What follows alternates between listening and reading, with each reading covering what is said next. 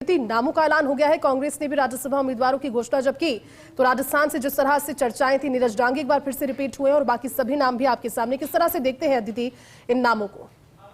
नीरज डांगी की लॉटरी है। पिछली बार अशोक गहलोत कोटे से गए थे, इस बार राष्ट्रीय अध्यक्ष के कोटे से वो भेजे गए हैं।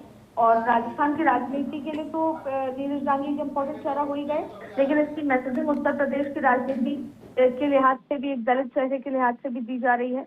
और मल्लिकार्जुन खड़गे ने कहा था कि नीरज डांगी को रिपोर्ट करना है, इसलिए कहा जा रहा है कि कांग्रेस अध्यक्ष के कोटे से। देखिए, राज्यसभा चुनाव को लेकर जो प्रत्याशियों के नाम की घोषणा की है, उसमें अगर प्रणव झा का जिक्र करें, कांग्रेस में लंबे समय से काम कर रहे हैं, मीडिया सेल में भी किया है, अभी राष्ट्रीय अध्यक्ष के साथ काम कर रहे हैं।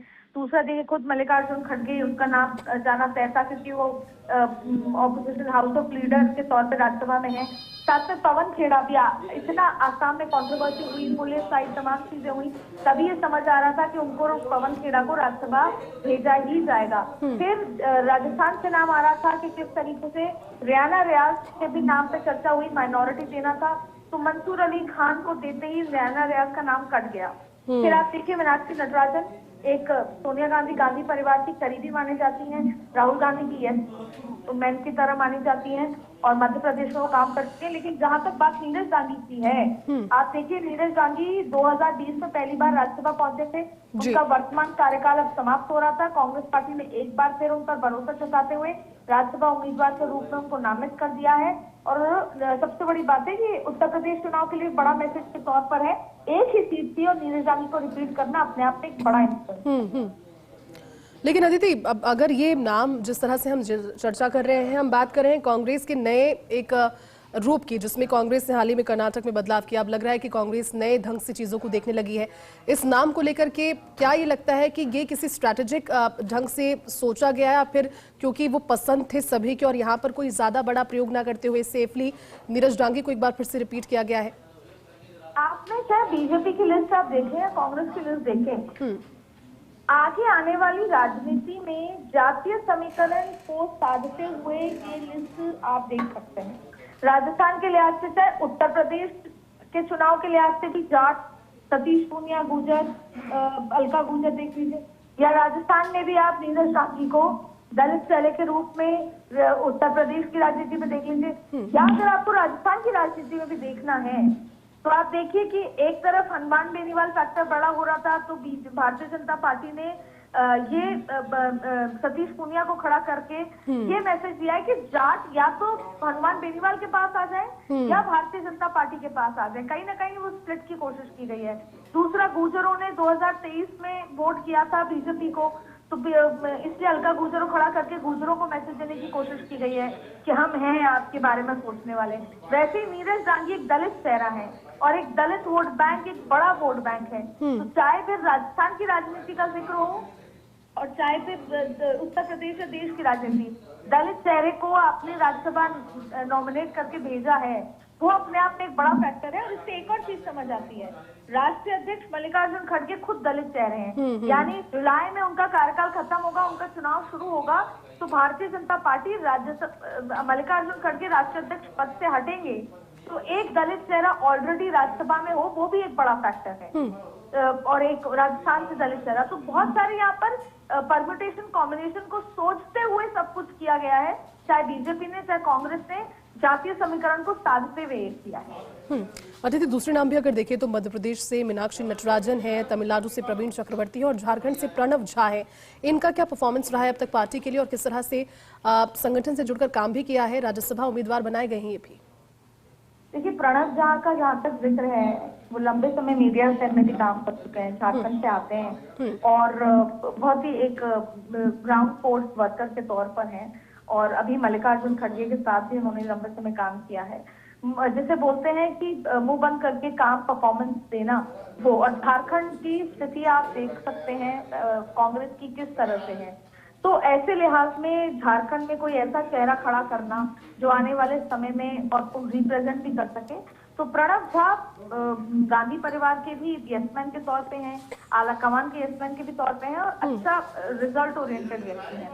दूसरा देखिए आप यहाँ पर मीनाक्षी नटराजन, ये लंबे समय काम कर चुकी हैं मध्य प्रदेश में पहले भी। राहुल गांधी और सोनिया गांधी की बहुत करीबी मानी जाती हैं, यशवंत के तौर पे मानी जाती हैं।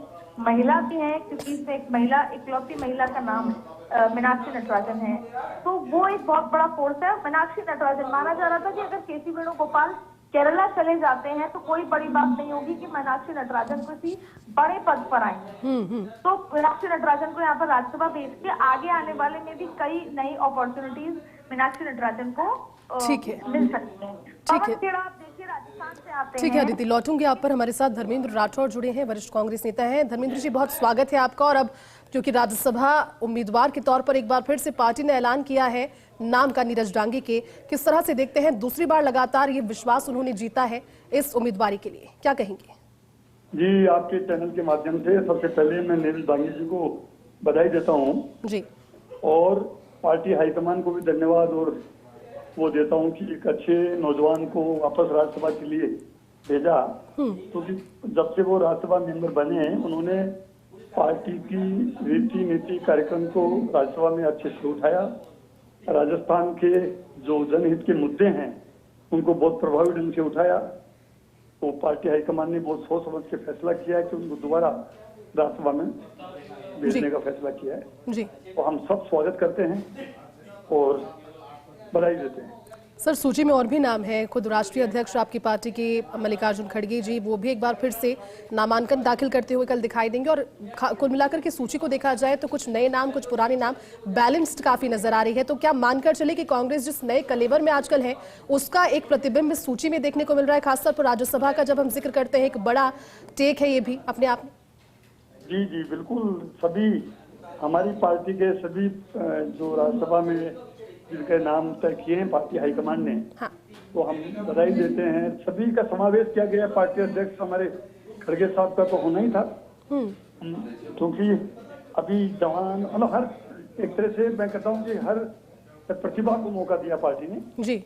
और पार्टी अब राहुल गांधी जी जिस ढंग से अभी अजमेर में पुष्कर में ट्रेनिंग कैंप में आए और जिस ढंग की बात उन्होंने कही कि भाई जो मेहनत करेगा वो ही आगे बढ़ेगा, जी। तो पार्टी अब उसी अंदाज में चल रही है। तो मैं मानता हूँ कि देखो खड़गे साहब का नाम लिया, पवन खेड़ा जी जो जिस आक्रामकता के साथ में आसाम में उन्होंने काम किया जी। और आपने देखा उनके खिलाफ कैसे मुगल में पार्टी मतलब जो हेमंत बिस्वा शर्मा जी वहां ने उन्होंने कैसे कैसे आरोप प्रत्यारोप लगाए, लेकिन वो निडरता से पार्टी की रीति नीति कार्यक्रम को विपक्ष की भूमिका पूरी तरह से और जो जिस ढंग से उनके खिलाफ साजिश उनको बेनकाब किया। मध्य प्रदेश से आप देखो मीनाक्षी नटराजन है, उनका नाम किया है। मीनाक्षी जी भी पार्टी में लंबे समय से और बहुत ही ग्रास रूट लेवल पे काम कर रही है। नीरज डांगी जी राजस्थान से है ही, तमिलनाडु से श्री प्रवीण चक्रवर्ती जी वो भी पार्टी में मतलब लंबे समय से काम कर रहे हैं। झारखंड से प्रणव झा जी हैं। ये सब यानी बहुत अच्छे से मतलब लगे हैं ठीक। पार्टी में, पार्टी की रीति कार्यक्रम प्रभावी।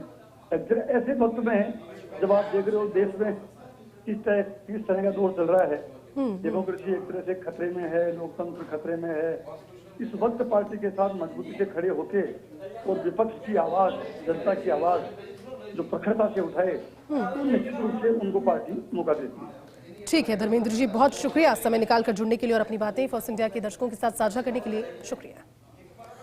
तो देखिए, कांग्रेस की राज्यसभा उम्मीदवारों की घोषणा हो चुकी है। राजस्थान से नीरज डांगी एक बार फिर से रिपीट। हालांकि जो इससे पहला जो कार्यकाल है वो 21 जून को समाप्त हो रहा है। संख्या बल के आधार पर यह स्पष्ट है कि 2 सीटें जो राज्यसभा की है वो भारतीय जनता पार्टी और 1 सीट कांग्रेस के लिए यहां पर रही और नीरज डांगी एक बार फिर से पार्टी की पसंद बने हैं। उम्मीदवार के तौर पर उनके नाम का ऐलान। हमारे साथ एसोसिएट एडिटर नरेश शर्मा जुड़े हैं।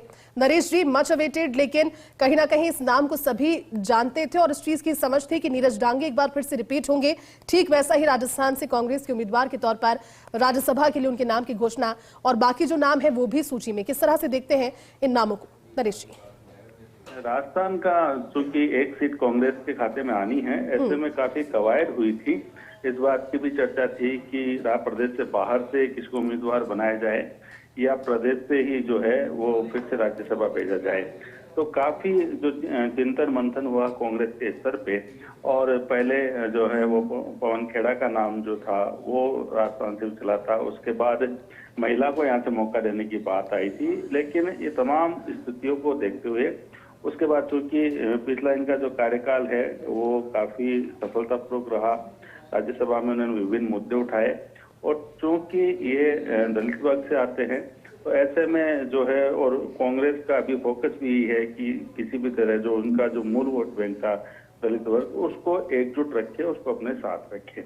और यही कारण है कि लगातार जो कांग्रेस के रणनीतिकार रहे हैं उन्होंने ये फैसला किया कि एक बार जो है कोई भी किसी भी तरह का विवाद ना हो और सर्वसम्मति से एक बार नीरज डांगी को मौका दिया जाए। देखिए, जब ये इनका जो पहला कार्यकाल रहा था तब जो कांग्रेस के राष्ट्रीय अध्यक्ष मल्लिकार्जुन खड़गे उनके काफी ये नजदीक रहे हैं, और कई बार जो हमने जो तस्वीरें इनकी जो साथ थी, जिस तरह से इन्होंने काम किया राष्ट्रीय अध्यक्ष के साथ भी मिलके भी, तो उससे ये लग रहा था कि जो राष्ट्रीय अध्यक्ष है उनकी भी ये चॉइस थी कि नीरज डांगी को एक बार फिर से मौका दिया जाए। और जहां तक हम राजस्थान की बात करें तो जब पहली बार इनको राज्यसभा का उम्मीदवार बनाया था तो काफी सरप्राइजिंग था, लेकिन उसमें सबसे महत्वपूर्ण भूमिका जो है वो तत्कालीन मुख्यमंत्री अशोक गहलोत की थी। और इस बार भी जो है वो कहीं न कहीं अगर आला कमान ने उनसे राय ली तो इस नाम पे उनकी भी सहमति रही है। अब बड़ी चीज ये है कि अगर आप पूरा समीकरण देखेंगे कि नेता प्रतिपक्ष है वो दलित वर्ग से आते हैं,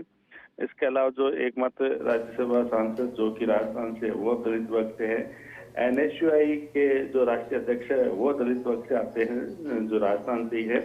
तो किस तरह से जो आगे भविष्य जो कांग्रेस ने अपना देखा है, जो उनका जो मूल वोट बैंक था उसको किस तरह से एकजुट रखा जाए और किसी तरह का विवाद भी ना हो, इसी कारण से जो नीरज डांगी के नाम पे फिर कल जो है उस पर कवायद चली और उनके पक्ष में फैसला हुआ। एक बार फिर जो नीरज डांगी है वो यहाँ से राज्यसभा जाएंगे। भारतीय जनता पार्टी ने जो कि पहले ही जो है अपने उम्मीदवार तय कर दिए थे आज ही, और उसके बाद कांग्रेस की सूची भी जारी हो गई। तो अब लगता नहीं कि क्योंकि 3 सीट यहाँ से हैं और 2 भाजपा ने, कांग्रेस ने उम्मीदवार खड़ा कर दिया, तो बिना किसी जो चुनाव के मतदान के जो है ये तीनों का जो है वो राज्यसभा में जाना तय हो गया है। ठीक है नरेश जी, बहुत शुक्रिया पूरी जानकारी के लिए साथ जुड़ने के लिए।